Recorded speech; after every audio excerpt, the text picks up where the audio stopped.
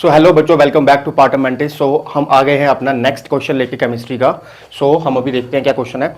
सो आप आ जाइए, देखते हैं कि Henry law constant for CO2 in water is 1.67 into 10⁸ pascal at 298 Kelvin. Calculate the quantity of CO2 in 500 ml of soda water when packed under 2.8 atm CO2 pressure at 298 kelvin. तो देखो बेटा, इसके अंदर ना बहुत इजी क्वेश्चन है, मुश्किल नहीं है, बट हमको इसकी लैंग्वेज को समझना पड़ेगा, जैसे मैंने आपको पहले भी कहा हुआ है। ठीक है, सो देखना, हेनरी लॉ कांस्टेंट आपको दे रखा है। हेनरी लॉ कांस्टेंट आपको ऑलरेडी बेटा दे रखा है, किसका? CO2 का। फॉर CO2 इन वाटर कितना दिया हुआ है? 1.67 into 10⁸ PA पास्कल। ठीक है, सो अगर मैं बोलूं हेनरी कांस्टेंट दे रखा है तो मतलब क्या हुआ इसका?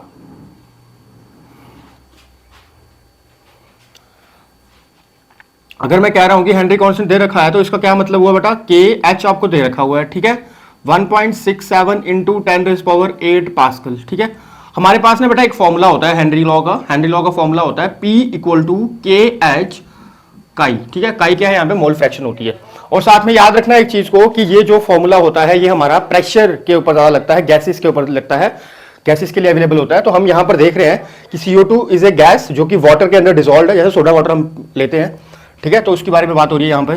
सो हमको पता है KH हमको वैल्यू दे रखी है। ठीक है, KH अगर हमको वैल्यू दे रखी है, सो नेक्स्ट हमको देखो एक और वैल्यू दे रखी है ये प्रेशर में दोबारा से। ठीक है, सो ये बोल रहा है कि हमने पानी को पैक, कार्बन डाइऑक्साइड को पैक किया हुआ वाटर के अंदर, जबरदस्ती हम बोलेंगे जिसको। ठीक है, प्रेशर लगा के, कितना प्रेशर लगाया हुआ? 2.8 atm। तो मैं यहां पर लिख सकता हूं कि एक और हमको प्रेशर दिया होता है, प्रेशर P, ये वाला P दिया हुआ है। प्रेशर कितना दिया हुआ है बेटा? 2.8 atm। हम इसको चेंज कर सकते हैं 2.8 into 1.01325 into 10⁵ पास्कल के अंदर। ठीक है, यहां पे हमको समझ आ गई कि सर अब हमारे पास दोनों के दोनों प्रेशर क्या हो गए हैं? पास्कल में आ चुके हैं। अब हम क्या करते हैं? अब हम पहले मोल फ्रैक्शन निकाल लेते हैं। देखो, फाइंड क्या करना है?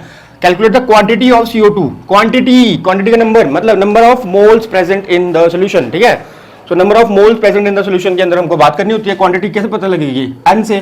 सो N हमको फाइंड करना पड़ेगा। N किसका फाइंड करना पड़ेगा बेटा? CO2 का हमको N फाइंड करना पड़ेगा। तो अब आप देख लो, N के लिए मेरे को सबसे पहले यहां से मेरे को काई पता चल जाएगा। तो हम यहां पे फॉर्मूला लेते हैं P = KH काई। ठीक है, अब मेरे को पता है, देखना प्रेशर का फॉर्मूला क्या लिखा हुआ है मैंने। प्रेशर की वैल्यू जो आई थी 2.8 into 1.01325 into 10⁵ equals to KH की वैल्यू भी दे रखी है 1.67 into 10⁸ इंटू काई, ये दे रखा है, इंटू काई दे रखा है। यही तो हमारा फॉर्मूला था, ये हमने वैल्यू भर दी। यहां से हमको काई की वैल्यू मिल जाएगी। काई की वैल्यू कैसे मिलेगी? ये चलाएगा उसको डिवाइड में 2.8 into 1.01325 into 10⁵ अपॉन 1.67 into 10⁸। ये हमको पता चल गया। यहां से आप काट लो, ये कट गया, ये कट गया, यहां पे बचेगा 10⁻3। ठीक है, सो यहां पे ये जो वैल्यू बन जाएगी वो आपकी बन जाएगी 2.8 into 1.01325 अपॉन 1.67 into 10⁻3।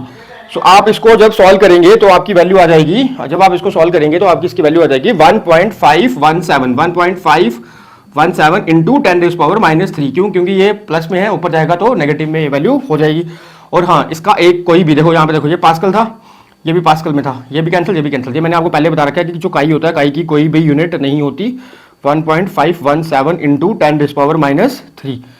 ये आपके पास बेटा काई की वैल्यू आ गई। जैसे ही आपके पास काई की वैल्यू आ जाती है, अच्छा मेरे को बताना है, जो काई की वैल्यू आई है ये किसकी आई है? वाटर की आई है कि CO2 की आई है? सिंपल सी बात है, मैंने आपको अभी भी बताया कि ये जो फॉर्मूला होता है एप्लीकेबल, ये गैसेस के ऊपर फॉर्मूला एप्लीकेबल होता है। तो यहाँ पर जो गैस है वो CO2 गैस है, water is not a gas. ठीक है, तो ये जो काई आया है हमारा, ये हमारा काई आया है, ये वाटर का नहीं है, ये किसका है? CO2 गैस का है। ठीक है, अब यहाँ पर हम क्या करेंगे? अब हम यहाँ पे पहला नंबर देखना, मेरी बात समझना, सिंपल सी बात है, NCO2 निकालना है। तो NCO2 कैसे निकलता है? अगर मैं आपको बात बताऊं तो मोल फ्रैक्शन ऑफ CO2 की अगर मैं बात करूं तो आपके पास क्या फॉर्मूला होता है? NCO2 upon NCO2 plus NH2O, ये फॉर्मूला होगा, क्योंकि मोल फ्रैक्शन का फॉर्मूला यही होता है Na upon Na plus NB, मतलब कि Na जो भी हमको निकालना है और अपॉन में क्या आएगा? जो टोटल होगा। सो टोटल जो नंबर ऑफ मोल्स प्रेजेंट होंगे। अब यहाँ पे हमको क्या पता चल रहा है कि सर काई CO2 तो दे रखा है, तो अब हम यहाँ पे यही फॉर्मूला ले लेते हैं। देखो, काई CO2 equal to NCO2 upon NCO2 plus NH2O। तो मेरे को बात बताना, हमको क्या यहाँ पर NH2O भी तो फाइंड करना पड़ेगा कि NH2O NH2O की कितनी वैल्यू होगी। तो यहाँ पे मैं साइड पे NH2O की वैल्यू भी निकाल लेता हूँ। NH2O की वैल्यू अगर हम फाइंड कर लेते हैं, सो नंबर ऑफ मोल्स, ठीक है, नंबर ऑफ मोल्स कैसे निकलेगा, weight upon molar mass, simple सी बात है। सो देखना यहीं पे लिखता हूँ, वेट जो है हमको पता है कि वेट कितना दे रखा है वाटर का, यहाँ पे दिया हुआ है 500 ml। सो मैं यहाँ पे ले लेता हूँ 500 ml दे रखा है। मोलर मास H2O कितना होता है, मोलर मास ऑफ H2O, तो हमको पता है कि जो हाइड्रोजन होता है वो 1 होता है, 1 × 2 + 16, तो ये हो जाएगा 18, ठीक है। तो ये हो गया 18 ग्राम पर मोल, और ये हो गया ग्राम में कितनी आ जाएगी, 27.78, शायद 27.78 आ जाएगी। तो ये किसमें आएगी, ग्राम ग्राम कैंसिल हो जाएगा और वैल्यू आ जाएगी आपकी किसकी बेटा, मोल में, ठीक है, NH2O की। सो आपके पास NH2O आ गई वैल्यू। अब आप यही NH2O की वैल्यू यहाँ पे भर सकते हैं, ठीक है, हमारे पास वैल्यू मिल गई है। अब देखना NCO2 की तो वैल्यू है नहीं, यही फाइंड करनी है। अब देखो पहले नंबर ना इसके अंदर वैल्यूज भरो, ये वैल्यू जो है ये है 1.517 × 10⁻³ equal to NCO2 upon NCO2 plus H2 NH2O। तो हमको देखो, अब हमको यहां पे पता चल गया कि ये फॉर्मूला लग रहा है NCO2 upon NCO2 plus NH2O, ठीक है। तो यहां पे देखना बेटा, ये मैंने आपको बताया कि ये दोनों क्या है, एक दूसरे के डायरेक्टली प्रोपोर्शनल है। तो मतलब सर अगर मोल फ्रैक्शन की वैल्यू ही इतनी कम है तो नंबर ऑफ मोल्स कहां से इतने ज्यादा होंगे, सिंपल सी बात है। सो NCO2 हम यहां पर क्या ले लेते हैं, निग्लिजिबल कर लेंगे, क्योंकि ये वैल्यू बहुत ही ज्यादा छोटी होगी एज कंपेयर टू वाटर, ठीक है। मतलब कहने का ये मतलब हुआ कि सर अगर हम एक बॉटल कोल्ड ड्रिंक की अगर लेते हैं तो क्या उसके अंदर इतनी ज्यादा हाइड्रोजन या इतनी ज्यादा उसके अंदर कार्बन डाइऑक्साइड होती है कि आधी बॉटल भर जाए, ऐसा तो नहीं होगा। तो थोड़ी सी गैस होती है जो कि बाहर आ जाती है, ठीक है। सो इसलिए हम इसको नेग्लिजिबल मान लेते हैं। सो देखना अब मैंने क्या किया, 1.517 × 10⁻³ इक्वल टू NCO2। NCO2 ऐसे का ऐसा रहेगा NH2O। अब यहां पे मैं क्या वैल्यू भर सकता हूं, हाँ NH2O की वैल्यू हमारे पास है, तो मैं यहां पर डायरेक्टली वैल्यू लिख लेता हूं 27.78। मैंने यहां पे जो NCO2 था बेटा ये वाला, ये मैंने निगलेक्ट कर दिया है क्योंकि ये इसके कंपैरिजन में तो बहुत छोटी वैल्यू है, बट ऊपर में तो इसका कोई कंपैरिजन नहीं है किसी के साथ भी, तो हम इसकी वैल्यू को यहां पर रखेंगे और साथ में इसी से तो हमको वैल्यू मिलेगी। तो अब देखो आगे, NCO2 इक्वल टू 1.517 × 10⁻³ अपॉन नहीं आएगा, मल्टीप्लाई हो जाएगी वैल्यू क्योंकि नीचे है, तो मल्टीप्लाई हो जाएगी 27.78। जब ये वैल्यू हमने लिखी 27.78, देखना ये वैल्यू हमने लिखी हुई है सिंपल, ठीक है। 1.1 ये कहां से आई, ये वैल्यू हमारी यहां से यहां की यहां पे रही और ये वाली वैल्यू वहां पे मल्टीप्लाई हो गई, ठीक है। तो आप इसको सॉल्व करेंगे तो आपकी आती है वैल्यू बेटा 42.14 × 10⁻³ देखना NCO2 की वैल्यू है ये। अच्छा N क्या है, नंबर ऑफ मोल्स है ना, तो यहां पर क्या आएगा, मोल आएगा ना, ग्राम पर मोल नहीं आएगा, बिकॉज ग्राम पर मोल जो होता है वो मोलर मास में आता है। तो यहां तक कोई डाउट है तो बताओ, ठीक है। अगर कोई भी डाउट होगा बेटा कमेंट सेक्शन में डाल देना, हम उसको रिजॉल्व कर देंगे आपके लिए, ठीक है। सो यहां तक हमको समझ आ गया कि NCO2 तो सर आ गया। अब हमको फाइंड क्या करना है बेटा, हमको NCO2 नहीं फाइंड करना, सिर्फ NCO2 तो number of moles present in that content है, ठीक है। ये तो हमको, अच्छा हाँ, NCO2 फाइंड नहीं करना, हमको कैलकुलेट करना है क्वांटिटी। क्वांटिटी क्या होती है बेटा, वेट कितना वेट ऑफ कार्बन डाइऑक्साइड है जो कि प्रेजेंट है उस सॉल्यूशन के अंदर, उस सोडा के अंदर, ठीक है। अब देखो ये वैल्यू आ गई ना, अब मैं यहां पे एक वैल्यू बना लेता हूं। हमको पता है कि NCO2 नंबर ऑफ मोल्स का क्या फॉर्मूला होता है, weight upon molar mass, simple सी बात है, ये तो हमको पता है। सो यहां पे हम वैल्यू भर लेंगे। देखो NCO2 की वैल्यू आ गई ना, ये 42.14 × 10⁻³, ठीक, इंटू बाद में करते हैं, पहले लिख देते हैं W अपॉन जिसको हम मास बोल रहे हैं, मोलर मास, ठीक है।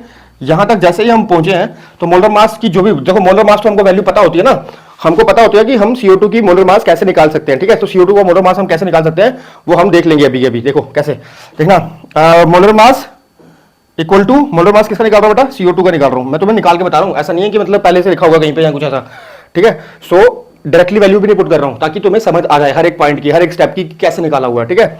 सो CO2 मतलब मोलर मास, CO2 की देखो कार्बन क्या होता है 12 प्लस 16 × 2, तो दोनों इनको सबको कैलकुलेट करोगे तो 44 आ जाएगा ग्राम पर मोल। अब यहां पे आ जाओ 42.14 × 10⁻³ × 44 इक्वल टू वेट, ठीक है। सो यहां पर जब हम इसकी वैल्यू को फाइंड करेंगे तो वो जो भी वैल्यू आएगी वो आप उसको निकाल लेंगे, ठीक है। और वो आप वैल्यू निकाल के बेटा कमेंट सेक्शन में डालेंगे। अब यहां पे हमको पता चल गया कि कंपोनेंट जो है बेटा किसका, वेट ऑफ CO2, हमको पता चल गया कि उस सॉल्यूशन के अंदर कितना है, ठीक है। सो अभी हम करते हैं नेक्स्ट क्वेश्चन। चलो बच्चों आ जाओ नेक्स्ट क्वेश्चन पे देखना। The vapour pressure of pure liquid A and B are 450 mmHg and 700 mmHg at 350 kelvin पे, ठीक है। So find out the composition of the liquid mixture. देखो कह रहा है कि पहला नंबर प्योर लिक्विड है। प्योर लिक्विड का मतलब क्या होता है? प्योर लिक्विड का मतलब कि मान चलो कोई ए कंपोनेंट है और बी कंपोनेंट है, दोनों को ना अलग अलग रखा हुआ है तो वो प्योर है। कोई मिक्सचर नहीं है, कोई किसी के साथ मिक्स नहीं है, तो जब वो अलग अलग है तो वो प्योर होते हैं, ठीक है। तो अब बोल रहा है कि फाइंड आउट करो कि composition of the liquid mixture. अब क्या हुआ, उन्हीं को हमने मिक्स कर दिया है, अब उसका कंपोजिशन हमको फाइंड करना है। इफ टोटल वेपर प्रेशर, जो कि आपको टोटल वेपर प्रेशर दे रखा है उसका कितना 600 mmHg। सो बोलता है फिर उसके बाद उसका वेपर फेस में भी फाइंड आउट करना है। क्या? वेपर फेस में भी उसकी कंपोजिशन फाइंड आउट करनी है, ठीक है। सो हम यहां पर आ जाते हैं क्वेश्चन सॉल्व करने के लिए। देखो सबसे पहले हम क्या लिख लेते हैं, पहले हम जो टर्म्स दे रखी हैं वो लिख लेते हैं, ठीक है। प्योर लिक्विड्स को हम लिखते हैं P not A equal to आ जाएगा 450 mmHg, simple. P nought B जो आ जाएगा वो आएगा 700 mmHg, ठीक है। यहां पे याद रखना जब भी हम प्योर कंपोनेंट को लिख रहे हैं तो P नॉट के साथ लिखेंगे, जब हम प्योर को नहीं लिख रहे हैं तो P लिखेंगे सीधा डायरेक्टली प्रेशर, ठीक है। सो अब हम आ जाते हैं टोटल पे, ठीक है। अगला जो कंपोनेंट दे रखा है टोटल वेपर प्रेशर दिया हुआ 600, ठीक है। सो P टोटल, अब यहां पे P नॉट तो लिखूंगा नहीं बिकॉज प्योर का तो लिखा नहीं है, मिक्सचर का है वो, तो कितना है 600 mmHg। देखना बेटा हमारे पास ना P टोटल का फॉर्मूला होता है P not A plus P nought B minus P not A काई B, ठीक है। सो काई B ही हम लेते हैं बिकॉज हमारे पास हम जो भी मोल फ्रैक्शन ले रहे होते हैं उसी के अकॉर्डिंग हम देखते हैं कि जो हमारे पास मोल फ्रैक्शन आया है या मोल फ्रैक्शन आएगा उसके हिसाब से हम देखेंगे कि हमने यहां पर काई B फॉर्मूला होता है। चलो यहां पे आगे हम इसके आगे सॉल्व कैसे करेंगे। देखो वैल्यूज हमको दे रखी है, यहां पे 450 भर लो, 450 P टोटल दे रखा है 600, मैं mmHg नहीं लिख रहा हूं, फिर वो मैं लास्ट में कंक्लूड कर लूंगा सभी को। PB जो दिया हुआ है वो है 700 माइनस PA क्या हो गया 450, ठीक है। यहां तक हमको समझ आ रही है। काई B यहां से हमारा आंसर निकल जाएगा 600 माइनस 450 इक्वल टू, इसको माइनस करूंगा तो 250 mmHg, ठीक है। अब लिख लो mmHg, क्योंकि अब हम इसको सीधा कर लेंगे। सो यहाँ पर भी mmHg आएगा ही काई B, ठीक है। अब देखना यहाँ से काई B हमारी वैल्यू फाइंड होती है कि नहीं होती है। ये हो गया आपका 150 अपॉन 150 mmHg अपॉन 250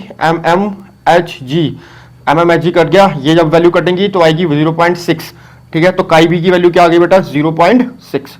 यहाँ से हमको क्या पता चला, काई B की हमको वैल्यू यहाँ से पता चल गई है, मोल फ्रैक्शन ऑफ B। अच्छा तो यहाँ से sir mole fraction of A भी तो पता चल जाता है। मतलब सर अगर हम काई, एक ना हमारे पास फॉर्मूला होता है काई A काई B इक्वल टू 1, यहां से आप वैल्यू डाल दो, काई A की वैल्यू आ जाएगी, सिंपल सी बात है। 1 माइनस 0.6 इक्वल टू 0.4। तो काई A की क्या वैल्यू आई है, यहां लिखता हूं, ऊपर लिखता हूं, वहां से गायब हो रहा है, यहां पर लिख देता हूं। काई A की वैल्यू हमारे पास आई है 0.4, ठीक है।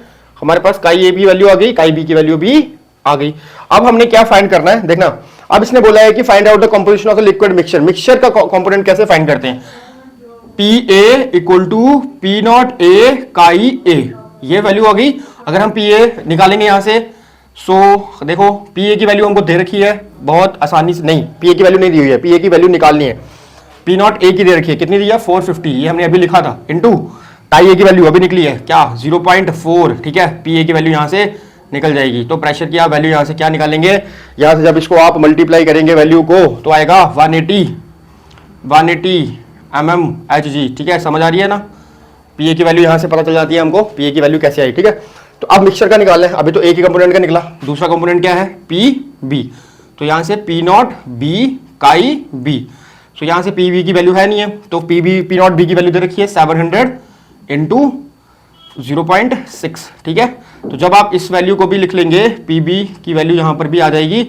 अगर आप इसको सॉर्ट आउट करते हैं तो बेटा इसको मल्टीप्लाई करके 420 आंसर आता है, 420। तो हमारे पास PB की वैल्यू आ गई 420 mmHg, ठीक है। याद रखना इसको, यहां पर हमारी वैल्यू ये आ गई, और इसको सॉल्व करेंगे तो आपकी ये वैल्यू फाइंड होगी।